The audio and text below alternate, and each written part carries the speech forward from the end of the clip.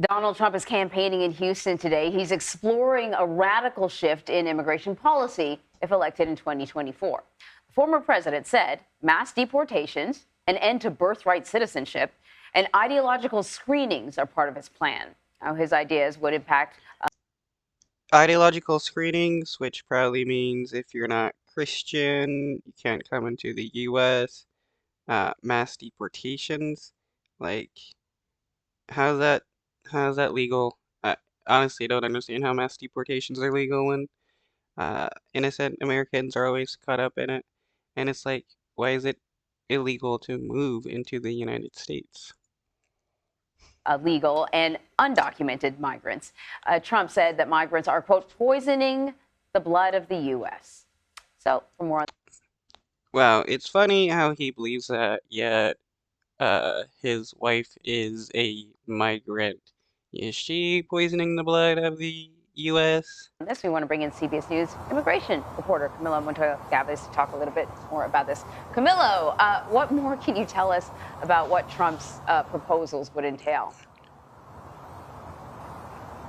Good morning. Well, former President Donald Trump, that is again focusing on the issue of immigration and border policy as he seeks a return to the White House in 2025.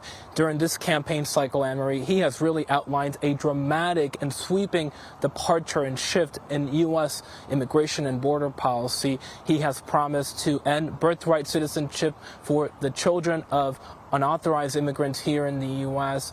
He has also promised to launch the largest deportation operation in U.S. Well, birthright citizenship doesn't just affect people moving into the United States, but people already in the United States. That's why when you're born in the US, you become an American citizen because of birthright citizenship.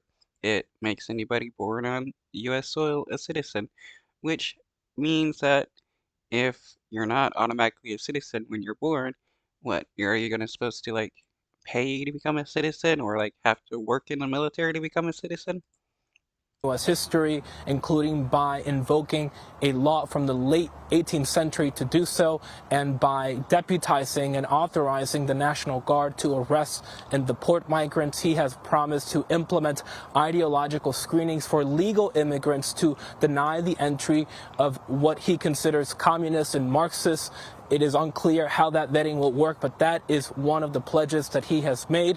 And he has also promised to I'm down for an ideological screening.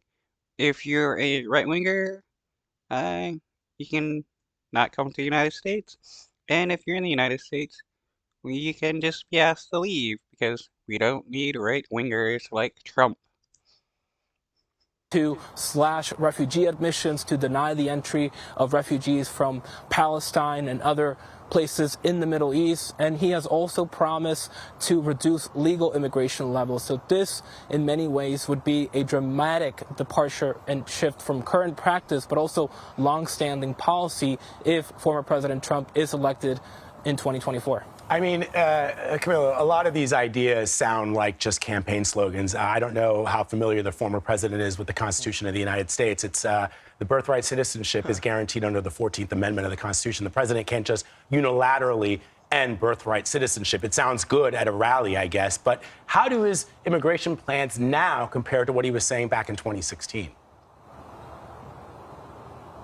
Well, in many ways, Vlad, as you mentioned, these proposals are similar to the ones he made in 2016 when he also relied on this hardline immigration playbook to galvanize many voters. Back then, he also promised mass deportations. He promised to end birthright citizenship, but those proposals never really were implemented when he took office. And because of that, this is why he is again touting these proposals. But as you mentioned, they will face legal and humanitarian and operational hurdles. As you mentioned, the 14th Amendment of the U.S. Constitution, in the view of many scholars, guarantees immigrants who are born here the legal right to U.S. citizenship. irrespective of whether or not their parents are here in the country legally. It is also important to note that this pledge to carry out a mass deportation operation is not legally and operationally feasible because ICE right now only has 8,000 deportation agents. The highest annual deportation tally occurred back in 2012, and that was about 400,000 annual deportations. So these promises are very ambitious, very controversial, but they raise a lot of legal and operational questions, Vlad.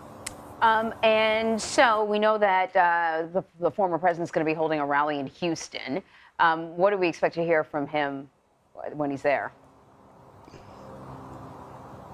Well, we can expect him to talk about these immigration promises that we just laid out, Anne-Marie. We can expect him to talk about the border. Republicans have been honing in on this issue due to the record.